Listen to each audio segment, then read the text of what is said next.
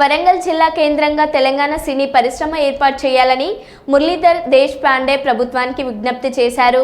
మన రాష్ట్రం మన సినిమా అని వరంగల్ నగరంలోని రత్న హోటల్లో కళాకారుల సమావేశం నిర్వహించుకున్నారు.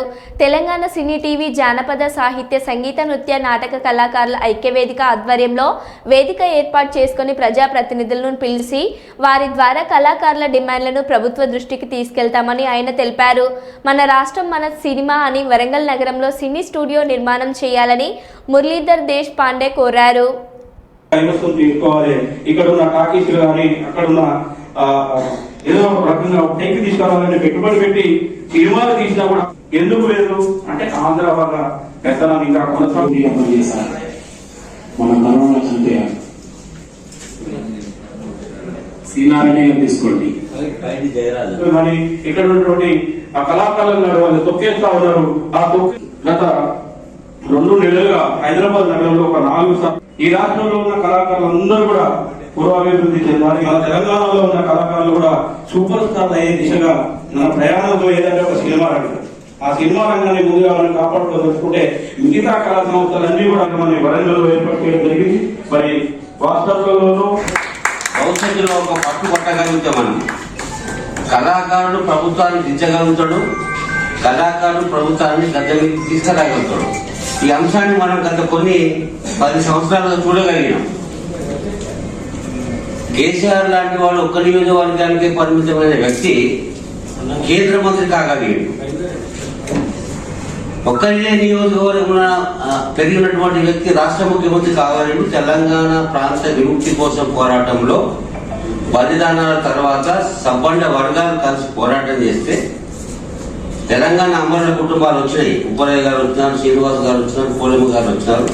వారు కూడా ఈ మన సినిమా ఇండస్ట్రీ జానపద ఇండస్ట్రీ కాపాడుకోవడానికి మా కొడుకులు మా భర్తలు చనిపోయింది భౌగోళిక తెలంగాణ కోసం కాదు, మా ఒక్కరి ఉపాధి కోసం కాదు, లక్షలాది మంది ఉపాధి కోసం రావాల్సిన తెలంగాణ కొంతమంది గుప్పిట్లో మిగిలిపోయింది.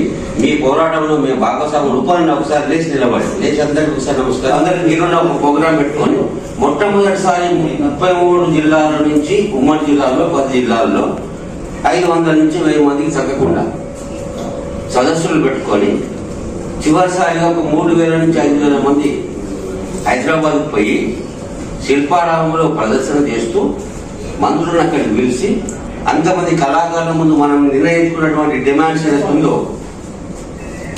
గతంలో సినిమా ఫిలిం డెవలప్మెంట్ కార్పొరేషన్ అని 30 ఏళ్ల నుంచి ఫిలిం డెవలప్మెంట్ తో పాటు ఫిలిం, టీవీ, జానపద 3టికి కలిసి డెవలప్మెంట్ కార్పొరేషన్ ఉండే. అందుకే టీవీ తీసేసాడు, జానపదం తీసేసాడు, ఫిలిం ఒక్కడే పెట్టుకొని ఒక్కని ఏకఛత్రాధిపత్యం చేస్తాడు. అంటే చట్టాలని తుంగలో తొక్కి ఉన్న చట్టాలను అమలు కాకుండా ఉన్న నిధులు ఈ ప్రాంతం వారికి రాకుండా అనేక రకాలుగా ప్రయత్నం జరిగినాయి. దురదృష్టం ఏంటంటే మనం ఉమ్మడి రాష్ట్రంలోకి పోయినాం. పరిపాలకులు మనవారు కాదు.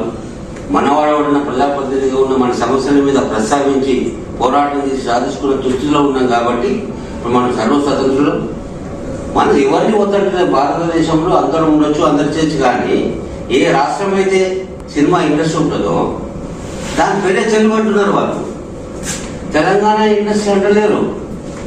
తెలుగు రాష్ట్రాలు, తెలుగు సినిమా, తెలుగు ముఖ్యమంత్రులు, తెలుగు భాష, తెలుగు రాష్ట్రాలలో వర్షం పడ్డది, తెలుగు రాష్ట్రాలలో దుబ్బులేగింది అంటుంది. కానీ తెచ్చుకున్న తెలంగాణ రాష్ట్రానికి ఆంధ్ర రాష్ట్రానికి ఏం సంబంధం? భౌగోళికంగా విడిపోయినాం. ఎన్ని రాష్ట్రాలు ఉన్నాయో దేశంలో అన్ని రాష్ట్రాలకి ప్రభుత్వం వచ్చింది. తెలంగాణ ముఖ్యమంత్రి అంటే తెలుగు ముఖ్యమంత్రి అంటుంది కదా. ఒక సినిమా ఇండస్ట్రీ మాత్రమే తెలుగు పేరు మీద, భాష పేరు మీద ఇంకా కలిపే ఒక కుట్ర. అది ఆ కుట్ర కోణాన్ని భగ్నం కొట్టాల్సి ఉన్నది. ఎవరిని వేల మందమ్మా ఎవరిని పోమందా భారతదేశంలో పౌరులు ఇప్పుడు మనవాడు కూడా బీహార్లో పోతాడు.